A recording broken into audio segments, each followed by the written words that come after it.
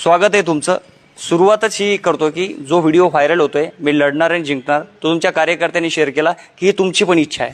नाही, कार्यकर्त्यांनी शेअर तर केलाच आहे आणि गेले 20 वर्ष मी लोकप्रतिनिधी म्हणून ह्या भागात काम करतोय आणि लोकसभेपासूनच मी ठरवलंय की विधानसभा लढायची। त्यामुळे त्याच्या तयारीवरतीच माझ्या कार्यकर्त्यांचा उत्साह आणि मी पक्षश्रेष्ठींच्या कानावर घातलंय की बाबा मला ह्यावेळी विधानसभा लढायची। त्यामुळे त्याचं प्लॅनिंग केलंय।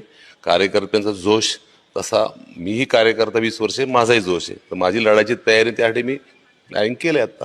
वरिष्ठांकडून काही तुम्हाला सूचना आल्यात की तुम्ही तयारीला लागा वगैरे काय असं? भारतीय जनता पार्टीतले कुठलेही वरिष्ठ कुणालाही सांगत नाही की तयारी करा। कार्यकर्ता म्हणून माझ्याकडची गेली 20 वर्षाची तयारी आहे, लोकप्रतिनिधी आहे आणि त्याप्रमाणे लोकसभेतच मी ह्या पुणे शहराचा प्रभारी म्हणून काम करत होतो।